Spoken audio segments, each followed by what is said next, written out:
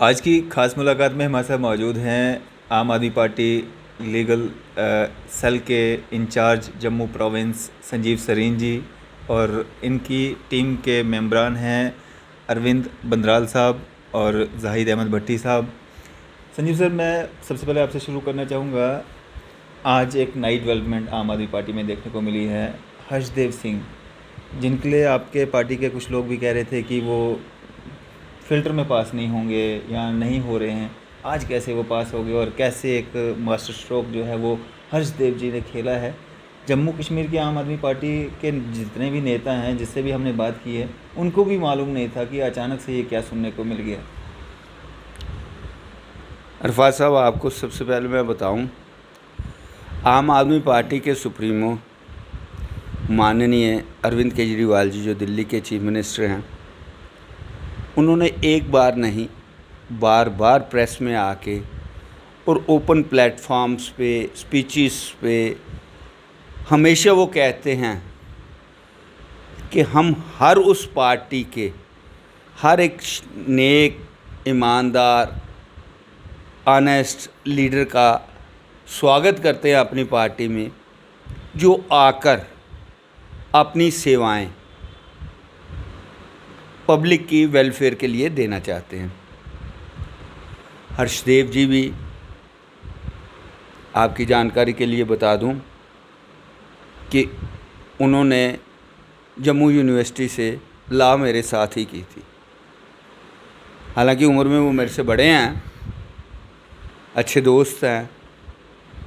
3 time के वो MLA रहे हैं रामनगर कॉन्स्टिट्यूएंसी से, और चूँकि हमारी जम्मू व कश्मीर रियासत में उस वक्त 6 साल की असेंबली कॉन्स्टिट्यूएंसी थी, 18 साल वो एमएलए रहे, एजुकेशन मिनिस्टर रहे, आए हैं पार्टी में, स्वागत है उनका। अभी तो आने वाले दिनों में आपको बहुत ऐसी नई चीज़ें मिलेंगी, हर नए दिन नई खबरें सुनने को मिलेंगी, जिससे आपको ये भरोसा हो जाएगा कि जम्मू कश्मीर में अगली सरकार आम आदमी पार्टी की फुल मेजॉरिटी के साथ बनने जा रही है। और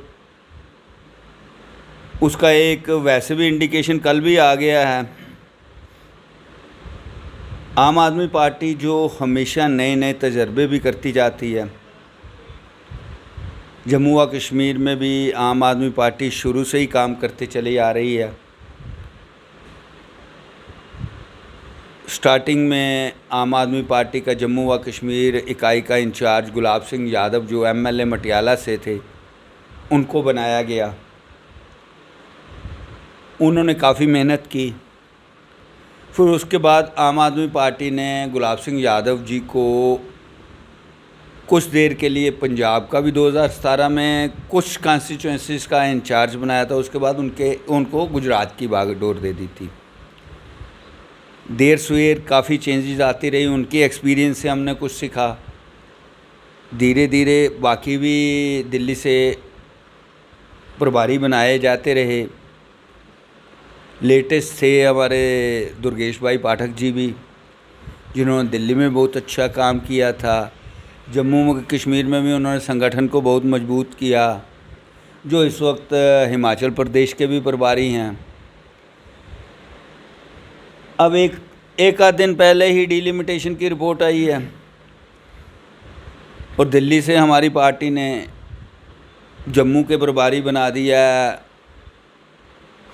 सरदार हरजोत सिंह बैंस को, जो कि पंजाब में लॉ पार्लियामेंट्री अफेयर्स मिनिस्टर हैं, टूरिज़म मिनिस्टर हैं, माइनिंग के हैं। उनको जम्मू का प्रभारी बनाया गया है। प्रदीप मित्तल जी तो ऑलरेडी थे ही। उसी तरह कश्मीर प्रोविंस का प्रभारी उन्होंने दिल्ली के कैबिनेट मिनिस्टर इमरान हुसैन साहब को, सलाउद्दीन साहब वहाँ के को इंचार्ज हैं, वो उनको बना के जम्मू कश्मीर में ये साफ अनाउंसमेंट कर दी है कि आने वाले विधानसभा चुनाव जब भी हों, क्योंकि ये तो एलजी साहब पे डिपेंड है कि कब ये पूरी वोटिंग का प्रोसेस पूरा हो जाए, जो नए वोटर्स बनने हैं, और कब ये डेट्स अनाउंस करें। लेकिन आम आदमी पार्टी ने अपनी मंशा साफ जाहिर कर दी है कि आने वाले चुनाव में, असेंबली चुनाव में, आम आदमी पार्टी जम्मू व कश्मीर की जो 90 सीटें डिलिमिटेशन कमीशन में अनाउंस की हैं, 90 की 90 सीटों पे लड़ने के लिए ना सिर्फ तैयार है, पूरी तैयारियां कर चुकी है और फुल फ्लेज तरीके से जम्मू व कश्मीर की जनता की सेवा के लिए आने के लिए हाजिर है। संजीव सर, जिस मैनिफेस्टो के साथ आप लोगों के बीच में जाते हैं, फ्री बिजली, फ्री पानी, फ्री एजुकेशन, फ्री हेल्थ, आपकी अपोजिशन जितनी भी पॉलिटिकल पार्टीज़ हैं, चाहे भाजपा है, चाहे कांग्रेस है, चाहे बाकी पार्टीज़ हैं, वो कह रही हैं कि आम आदमी पार्टी जो है इंडिया को भी जो है श्रीलंका बनाने जा रही है। क्या कहना चाहेंगे? सबसे पहले अरफात साहब, बहुत अच्छी बात है आप जैसे नौजवान होनहार पत्रकार ऐसे क्वेश्चन और वाकई एक रेलेवेंट पार्टी से पूछते हो, उसके लिए मैं आपका शुक्रगुजार हूँ। आज दिन तक बाकी पॉलिटिकल पार्टियों के जो कुछ बायस्ड पत्रकार है ना, वो हमें कास्ट पे पूछते हैं, 370 पे पूछते हैं कि सीट। हमारी पार्टी का एक मोटो ही ये है कि पूरे भारतवर्ष को करप्शन फ्री बनाना। और हमारे पार्टी के सर्वे सर्वा अरविंद केजरीवाल जी बहुत पहले से और आज भी यही कहते हैं, हमें राजनीति करनी नहीं आती है, हम तो सिर्फ राजनीति बदलने आए हैं। हमें डेवलपमेंट करनी आती है, हमें अच्छे स्कूल बनाने आते हैं, हमें अच्छे अस्पताल बनाने आते हैं। बिजली फ्री देने का फार्मूला तो सिर्फ आम आदमी पार्टी के पास है, क्योंकि इनकी नीयत अच्छी है। बाकी पार्टियों की ना तो नीयत अच्छी है और ना ही वो फ्री देना चाहती हैं। पानी फ्री देना भी जानते हैं, डेवलपमेंट करना चाहते हैं, अच्छी शिक्षा, अच्छा स्वास्थ्य, रेगुलर बिजली पानी। मेरे को एक चीज़ अरफात साहब आप खुद बता लीजिए, आप भी दूर दराज के इलाके से आते हैं, क्या जम्मू की ज़रूरत नहीं है, आपके इलाके की ज़रूरत नहीं है, कश्मीर की ज़रूरत नहीं है, पंजाब की ज़रूरत नहीं है, दिल्ली की ज़रूरत नहीं है, या कन्याकुमारी की ज़रूरत नहीं है? पूरे हिंदुस्तान की जनता को बेवकूफ़ बनाती रही हैं ये सियासी पार्टियां। इन्हीं बातों से उन्होंने अपनी राजनीति चमकाई है, लिमिटेड कंपनीज बना के अपने परिवार को ही चमकाते रहे हैं कि ये कोई मुद्दा नहीं हुआ। और जबकि बेसिक मुद्दा पब्लिक का यही है। कौन सा एक शख्स या एक परिवार हिंदुस्तान में ऐसा है जिसको अच्छी स्वास्थ्य व्यवस्था नहीं चाहिए, जिसको अच्छी शिक्षा नहीं चाहिए, जिसको 24/7/365 डेज इलेक्ट्रिसिटी नहीं चाहिए, साफ पीने जैसा स्वच्छ पानी बिल्कुल फ्री नहीं चाहिए। अब आपकी जानकारी के लिए एक बात मैं और इंट्रोड्यूस कर दूं। चंद एक जो पार्टीज़ के आपने नाम लिए, उनके कुछ कारतून बड़े फुदकते थे। जैसा आपने क्वेश्चन किया, आपके क्वेश्चन पे आ रहा हूँ कि फ्री बीज दे के पहले वेनेजुएला की एग्जांपल देते थे, अब श्रीलंका की एग्जांपल देते हैं। आपकी जानकारी के लिए दो चीज़ें मैं आपको बताना शुरू कर दूंगा कि एक, दिल्ली का बजट पूरे हिंदुस्तान में प्रॉफिट में जा रहा है और किसी भी स्टेट का प्रॉफिट में नहीं है, तो वेनेजुएला और श्रीलंका को भूल जाइए। पंजाब में अभी हमारी सरकार को रिसेंटली 50 दिन पूरे हुए हैं। एक लेटेस्ट एग्जांपल जिसका यहाँ खासकर जम्मू व कश्मीर की जनता को नहीं पता हो, उनकी जानकारी के लिए बता दूं कि 2015 में जब पंजाब में अकाली दल और भारतीय जनता पार्टी की सरकार थी, 2015 की बात कर रहा हूँ, और उसके बाद 2017 से लेकर 2022 तक कांग्रेस की सरकार रही थी। ये सभी को कवर कर लिए मैंने, खासकर पंजाब में। पंजाब सरकार ने, यानी कि इनकी सरकार ने, एक झारखंड में कोल माइन खरीदी हुई है पंजाब की, और तब से आज दिन तक उसमें से कोयला नहीं निकाला गया है। कोल माइन खरीदी हुई, उससे कोयला नहीं निकाला गया। इंटेंशंस आप सब लोग समझ सकते हैं, करप्शन के अलावा कुछ भी नहीं।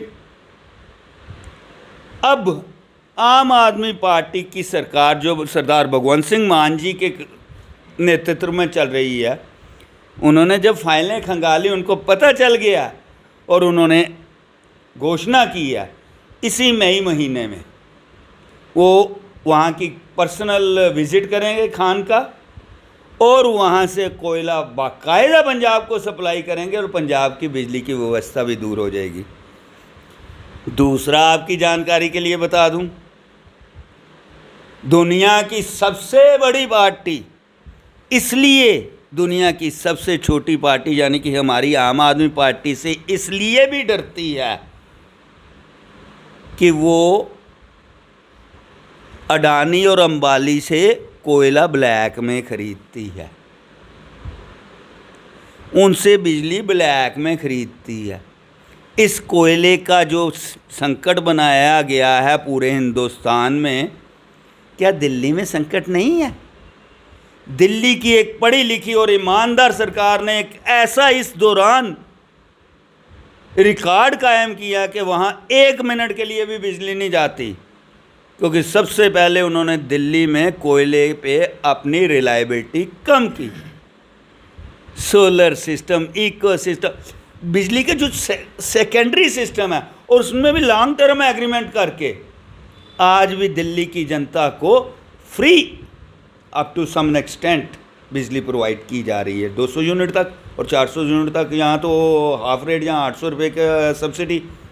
और थर्डली, अब आपके लिए जानकारी के लिए, जो आप ये इनके कार्यकर्ता बहुत ज़्यादा उछलते थे आईटी व्हाट्सएप यूनिवर्सिटी पे, उनके लिए केजरीवाल साहब ने एक अच्छा प्रपोजल दे दिया।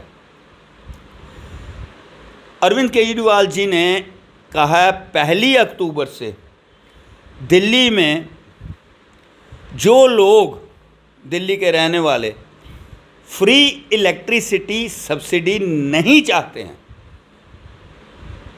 यानी कि आप क्लियर हो गया, जो बोलते हैं वो अपनी सब्सिडी छोड़ सकते हैं, यानी कि उनकी तरफ से कोई पाबंदी नहीं है। अब मैं भी देखना चाहता हूं, और ख़ासकर क्यूरियोसिटी भी बनी रहेगी पूरे हिंदुस्तान की इस बात पे कि कितने बीजेपी के और कांग्रेस के कार्यकर्ता और लीडरन महोदय अपनी बिजली की सब्सिडी छोड़ते हैं। अब इनको पता चलेगा कि पढ़ी लिखी और ईमानदार सियासत किसको कहते हैं। बेसिकली दिल्ली में इन्होंने पुलिस छीन ली थी, पंजाब के 50 दिन के कारनामों से, इतने अच्छे कार्यों से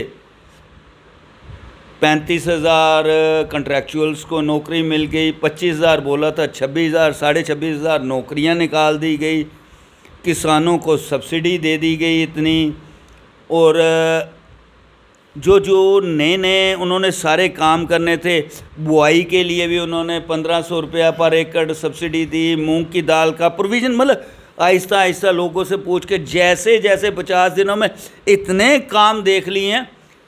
ना सिर्फ जम्मू व कश्मीर, हिमाचल, गुजरात और हिंदुस्तान के हर कोने से जनता का इतना प्यार मिल रहा है आम आदमी पार्टी को, अब इनके पास ना उसका जवाब ही कोई नहीं है।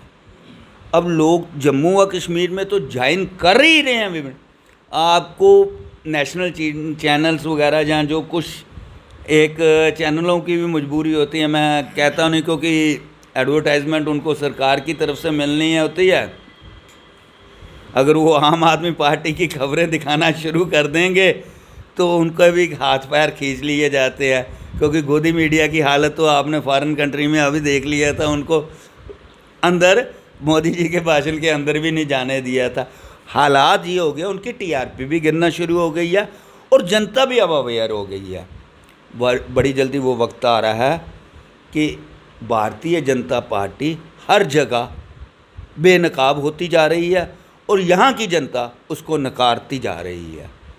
अब हमारी पार्टी के जो लीगल सेल के अरविंद बंदराल साहब है, वो आपको लीगल टीम के बारे में भी थोड़ी जम्मू कश्मीर की कार्रवाइयों से भी मुखातिब कराएंगे, क्योंकि एक बार लंबा इंटरव्यू हो जाए तो नेचुरल है आपको भी फिर कट करना पड़ता है। बिल्कुल। आप इनसे भी बाकी बंदराल साहब से कर लीजिए। हाँ, बंदराल साहब से बात करेंगे। जिस तरह से आपने जो इशू एक उठाया था टोल प्लाजाज को लेके और प्रोटेस्ट भी आपने किया था, तो क्या कुछ निकल कर के सामने आया और क्या अपडेट है? देखिए, टोल प्लाज़ा का जहाँ तक ज़िक्र है, लोग बड़े दुखी आए थे। सबका ये मानना था कि ये गलत हो रहा है। पहले कांग्रेस की सरकार में इन्हीं लोगों ने उखाड़ा था, अब जब इनकी खुद की रूलिंग पार्टी आई तो इन्होंने वो लगा दिया। हमने उनका प्रोटेस्ट भी किया। 3 तारीख को पिछले महीने की हमने प्रोटेस्ट किया था, 8 तारीख को हमने नोटिस भी दिया। अब हम रिट की तैयारी में हैं, इसी हफ्ते वो रिट हमने दायर कर देनी है, क्योंकि 60 किलोमीटर के दायरे में 2 टोल प्लाज़ा जो आ रहे हैं ये गैरकानूनी है। इनका डिफेंस बड़ा ही बचकाना है कि ये अलग अलग रोड है, लेकिन वो चलेगा नहीं। जो चीज़ गलत है वो गलत है, ठीक है। तो उसी वजह से हम लोग आगे अब लीगल प्रोसीजर अडॉप्ट कर रहे हैं। उसके साथ साथ ही हम, जैसे कि सरीन साहब ने भी आपको बताया कि हम लोग राजनीति करने के मकसद से इस पार्टी के साथ नहीं जुड़े हैं। हम लोगों का काम करना चाहते हैं। हमारा मकसद ये है ही नहीं है कि कोई राजपाट संभाला जाए, नहीं। हम चाहते हैं कि आप लोगों के सिर पे ही ताज आए, आप लोग ही काम करो, जनता की दुविधाओं को समझो और उनको ठीक करो। मजबूरन हमें अपना कामकाज छोड़ के राजनीति पार्टी जैसे आम आदमी पार्टी है उसमें आना पड़ रहा है। क्यों? क्योंकि आप लोग हर सेक्टर में फेल हुए हो। जहाँ तक बात, जैसे आपने सरीन साहब ने आपको बड़े विस्तार से बताया, हम भी बता दें, हमारा इशू हिंदू मुस्लिम सिख ईसाई है ही नहीं है। हम इस दंगा करने वाली ये राजनीति से ना कुछ अलग करने की सोच रखते हैं, इसीलिए हम आम आदमी पार्टी के बैनर के नीचे हम आए हैं। हमारा मकसद है हॉस्पिटल आपके अच्छे होने चाहिए, डेवलपमेंट अच्छी होनी चाहिए, आपकी एजुकेशन अच्छी हो। एक गरीब का बच्चा जिसको आप एजुकेशन एक अच्छी दोगे ना, वो कितनी दुआएं आपको देगा, ये आप लोग समझ से परे है। मेरा ये मानना है कि जब देश तभी आगे बढ़ेगा जब आपके जो परिवार के, हर परिवार के गरीब अमीर मिडिल क्लास बच्चे पढ़कर कुछ बनेंगे। तो उसके लिए एजुकेशन बहुत ज़्यादा ज़रूरी है। दिल्ली में जाके आप देखो, एक गरीब का बच्चा जब एक अच्छे मॉडल्स टाइप के स्कूल में खेलता है ना, तो दिल खुश हो जाता है। हम चाहते हैं कि जम्मू के लोग जो बड़े पीछे रह चुके हैं ना, उनको भी इसी लेवल का एजुकेशन मिले, अनएम्प्लॉयमेंट दूर हो, डेवलपमेंट हो। टूरिज़्म के नाम पर यहाँ पे सिर्फ़ और सिर्फ करप्शन करी जा रही है। हम चाहते हैं वो दूर हो, लोग तरक्की करें, आगे बढ़ें। और जो ये राजनीति पिछले 70 साल से करते आ रहे हैं ना, हम उसको थोड़ा सा बदलना चाहते हैं। बंदराल साहब, आम आदमी पार्टी में भी तो वही लोग, पुराने चेहरे, पुरानी पॉलिटिकल पार्टीज़ में जिन्होंने राज किया है वो लोग भी तो आ रहे हैं। भाजपा के भी लोग आ रहे हैं, एनसी के भी आ रहे हैं, पीडीपी के भी आ रहे हैं, बाकी लोग भी आ रहे हैं, पैंथर पार्टी तो सारी की सारी आ गई। तो कैसे बदलाव होगा? नए लोग कहाँ हैं? नहीं, वो आए, हम किसी को, मतलब हमारा जो आम आदमी पार्टी का दफ्तर का दरवाज़ा है ना, वो बंद नहीं होता किसी को देख के कि इसकी शक्ल अच्छी नहीं है या ये फ़लानी जगह से आया है या फ़लानी पार्टी से आया है ना। हमारा वो दरवाज़ा हर एक शख्स के लिए खुला है। किसी भी जाति प्रांत, किसी भी धर्म का आदमी वहाँ से इस दरवाजे से पार आ सकता है। हम आम आदमी कहाँ है? आम आदमी इतने ज़्यादा जुड़ रहे हैं ना। अरबाज साहब, मैं आपकी बात का बेहतर जवाब दे सका हूँ। आने के लिए कभी भी आपको भी मना नहीं किया जाएगा, किसी को भी नहीं। आप जो बात बंदराल साहब से पूछ रहे हैं ना, क्या बंदराल साहब नहीं आम आदमी पार्टी में आए हैं? अब किसी शख्स के माथे पे नहीं लिखा होता है कि ये शख्स अच्छा है या ये शख्स बुरा है। जो सबसे बड़ी स्क्रूटनी होती है आम आदमी पार्टी में, जो आपने दिल्ली में देखी, जो आपने पंजाब में देखी, या जो आपने उत्तराखंड, उत्तर प्रदेश और गोवा में देखी।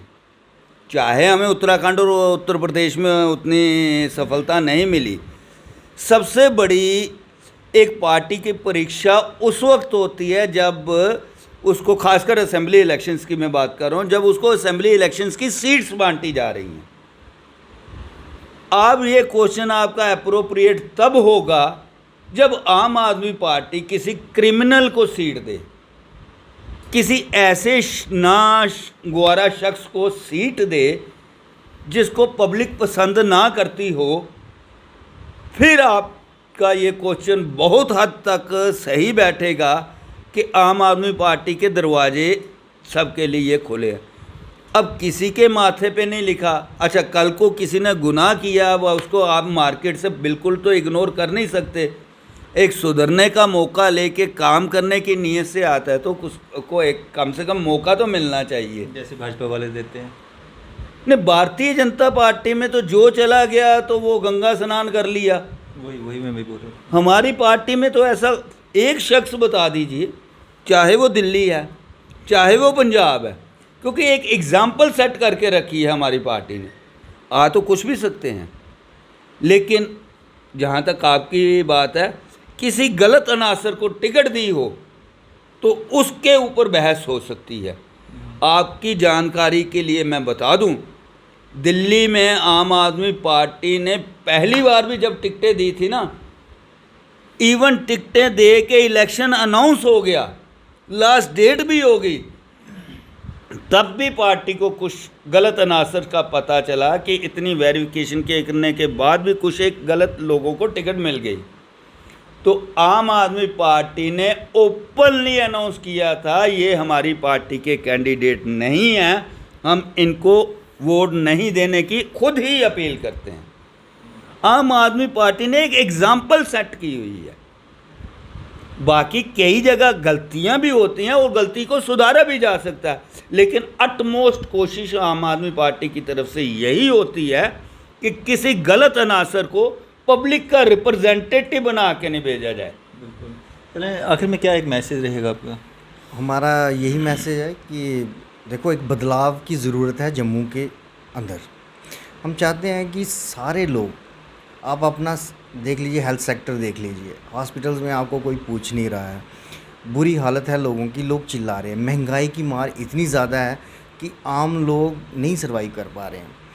तो हम इन चीज़ों को बदलने की कोशिश करें। ऋषि क्षेत्र में भी हम लोग अच्छा सा काम करना चाहते हैं। कृषि क्षेत्र में हम लोग इतना पीछे रह गए, पंजाब से ही हम इतना पीछे क्यों रह गए, क्या वजह रही, लेटेस्ट इक्विपमेंट्स क्यों नहीं मिले गए, कहाँ कमी रह गई, उसके ऊपर हमारी पूरी एक स्टडी चल रही है। और बहुत जल्द अगर हमारी यहाँ सरकार बन जाती है, जो कि सरीन साहब का दावा भी है कि बनेगी, तो हम इन क्षेत्रों को आगे बढ़ाएंगे, तरक्की का रास्ता अपनाएंगे और जम्मू कश्मीर एक खुशहाल स्टेट बनेगा। ये मैं आपसे दावे के साथ कह सकता हूँ। भट्टी साहब, क्या एक मैसेज देना चाहेंगे आम जनता के लिए? सर, मेरा आम जनता के लिए यही मैसेज है कि जो भी आम परेशानियां हैं, यही वो प्लेटफॉर्म है। अगर कोई सच्ची नीयत से इस जनता की सेवा करना चाहता है तो आम आदमी पार्टी से बेटर प्लेटफॉर्म उसके लिए नहीं है। वो इस प्लेटफॉर्म पे आए, बेहतर से बेहतर लोगों की सेवा करे। मेरा यही प्लेटफॉर्म। और मैं एक बात भट्टी साहब के साथ ज़रूर सहमत हूँ और एक ऐड करना चाहूँगा कि झूठे वादे नहीं किए जाएंगे। हमारे मैनिफेस्टो में जो चीज़ आएगी हम पूरी तरह से कोशिश करेंगे उसको पूरा करने की। दूसरी पॉलिटिकल पार्टियों को डिफेम करने का मेरा कोई इरादा नहीं है, ना हम उनके ऊपर कोई इल्ज़ाम लगाएंगे, लेकिन कोई भी झूठा वादा हम दावे के साथ कह सकते हैं कि नहीं होगा मैनिफेस्टो में, और जो वादे हम करेंगे उनको पूरा करके बताएंगे। चलें, शुक्रिया आप सबका हमारे साथ बातचीत करने के लिए। ये थे हमारे साथ आम आदमी पार्टी लीगल सेल के इंचार्ज जम्मू प्रोविंस संजीव सरीन जी और अरविंद बंदराल साहब और जाहिद भट्टी साहब। इसी तरह की मज़ीद अपडेट्स के लिए आप देखते रहे न्यूज़ सर इंडिया। मैं अरफाज मडैंग, कैमरामैन शाहनवाज के साथ।